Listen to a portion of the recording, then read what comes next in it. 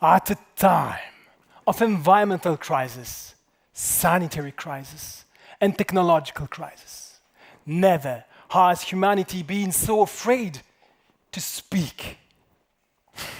Let's be serious for a second. At first glance, this affirmation seems absurd, right? What does, for example, climate change have to do with glossophobia, the fear of public speaking? Yet, to me, this is no coincidence. It is a symptom. It is a signal that we've lost something essential: our connection with what makes us human. You know, there was a time when Aristotle placed humans above all other beings because we possessed logos, the power of speech, and through it, reason. Later came a sacred phrase: at the beginning was the Word.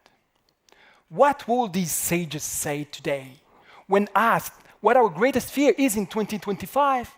Over 75% of respondents still name public speaking, surpassing even death in some surveys. So some would imagine those great philosophers looking down on us, beings who fail to rise to their heights. What a disgrace! Others, among whom I love to count humbly myself, will see in them a compassionate heart, understanding that humanity has traded the essence of its grandeur for silence.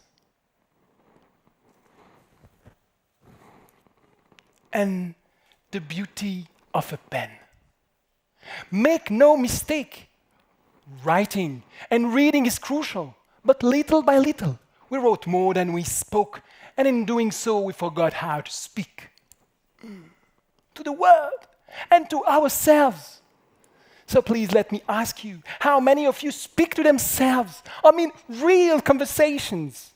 And how many of us scroll passively? Don't judge. I'm the same, even worse at times. And this is why I'm here today with you all to share a message from the very place of my passion.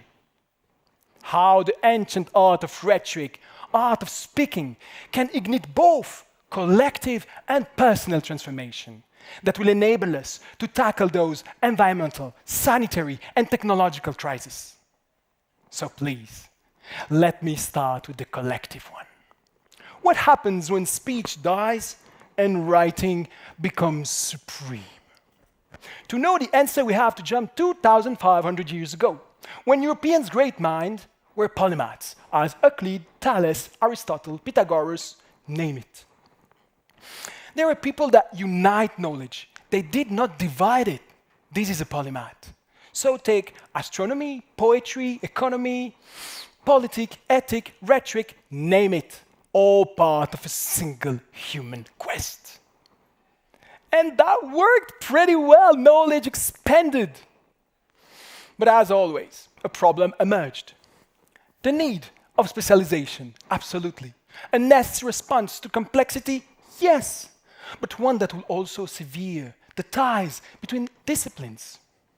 And this is how. Writing, institutionalization, and academic compartmentalization led to an era where experts could barely understand each other. Take today this question. What does a quantum physicist want to do with an economist, a manager, or an expert in hospitality? And I have one that is even worse because it hurts me a lot. What use is poetry for an engineer? It hurts me because I truly believe that all our crises, environmental, social, technological, stem precisely because and from this fragmentation. We build system we no longer understand, and its consequences slip beyond our grasp. Isn't it ironic, honestly? The rungs of our freedom yesterday, this need for specialization, become the bar of our prison. Take artificial intelligence, for example. Its development absolutely accelerates daily. Yet our ability to reflect on its long-term effect on cognition, labor, or democracy, following the work of the OECD on the impact of artificial intelligence on distribution, production, and growth, this ability to foresee lags far behind. So what should we do about this loss of liberty, about this attack on our humanity? And why not go back to polygamy? And surprisingly or not, let's look into martial art. You know, one of the oldest Indo-European martial art systems, named Pancrathian, trained the whole body and mind. A polymatic approach? Absolutely. But as time passed, this practice has been formalized into boxing, kickboxing, wrestling that became Greco-Roman wrestling, freestyle wrestling, judo, catch, etc., etc., etc. But after this fragmentation or over-specialization, they came with a solution. In the 90s, we put martial artists one against each other to ask which martial art system is the most effective. And where will they meet? In a cage. The cage, feared, even repulsive at first, became the forge of a new era. Through those brutal exchanges emerged a new form, mixed martial art, MMA. Not the mastery of every style, but the fusion, the alloy of many. And until today, it is considered as the best unarmed combat system. So the lesson, you know it. Mastery doesn't come from knowing everything perfectly, but by knowing how to adapt. Okay. But let me ask you, who else does this today and pretty well? The big data tech companies. They're collecting hyper-specific data, your data, by crossing it with others. They reveal patterns no one else can seize. And what do they become through this process? One of the most influential and powerful enterprises on Earth. Yes. And we need polymatic minds to handle those machines. And this is precisely what Rhetoric also offers. Not dominance of all domains, but the capacity to link them, to translate between worlds, to stitch meaning across silos, to generate new thinking at a point where disciplines meet. In this story, Rhetoric is not just a martial art. It is also the cage, the shared arena where ideas meet, clash, merge, and evolve. Just as MMA managed to create a new language between styles, Rhetoric can create a new language between our sciences. And this is, I truly believe, our great epistemological revolution that will enable us to create a new knowledge. And through this knowledge, we will tackle those environmental, sanitary, and technological, and many other crises. So you may ask, rightfully, what may this revolution look like? For that, let us turn to French and great philosopher Edgar Morin. Morin proposed a new field, crisology, the science of crisis. The term crisis itself comes from the ancient Greek, krisis, meaning decision.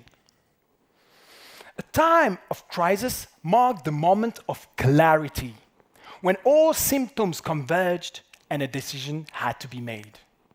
In Eastern civilizations, the concept of crisis carries often both meanings, danger and opportunities. But in today's Western world, what did we do?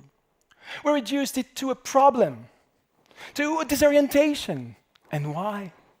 Because we do no longer know how to handle complexity.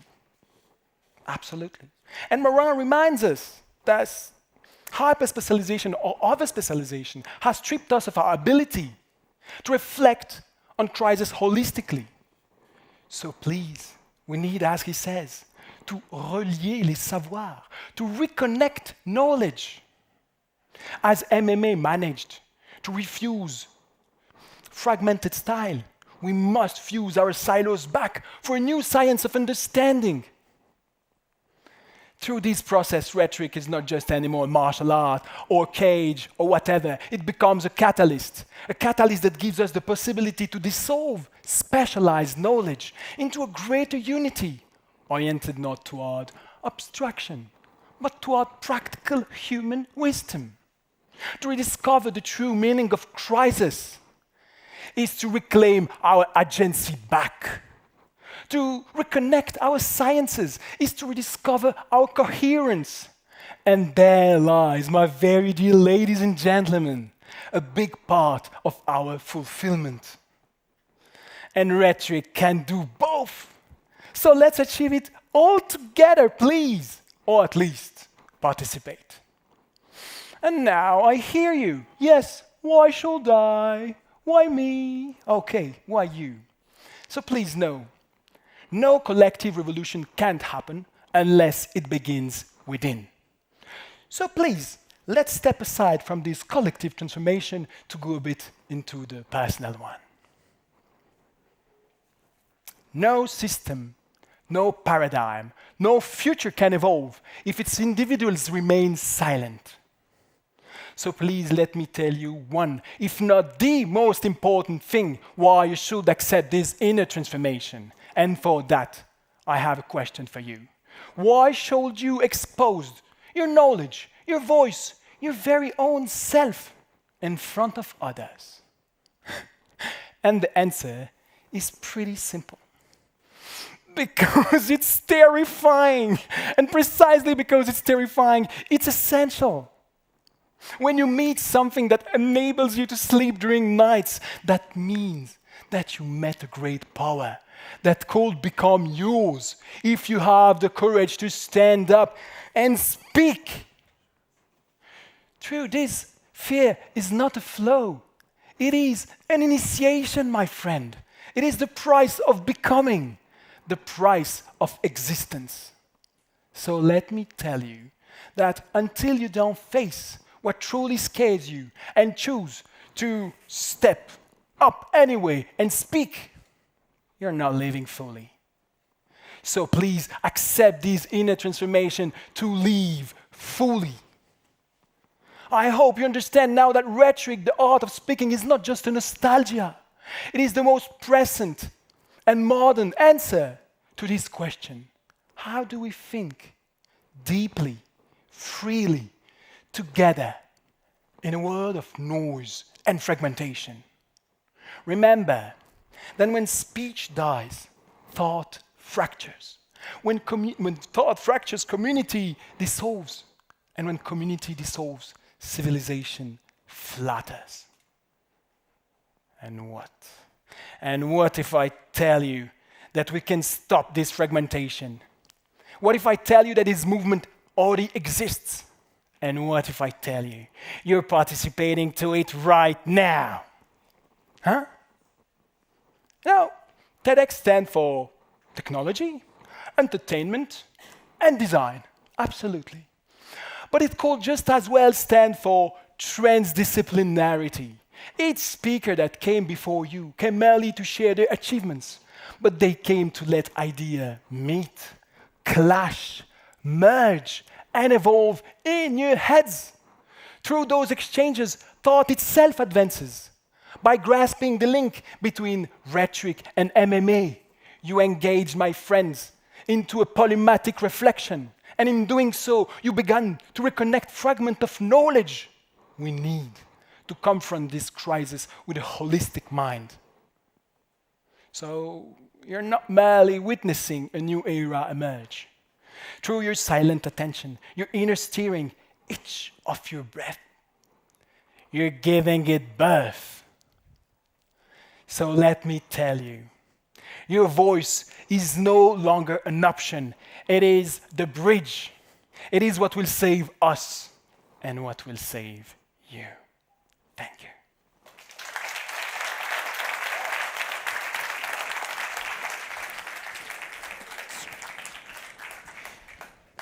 Thank you so much, Dino.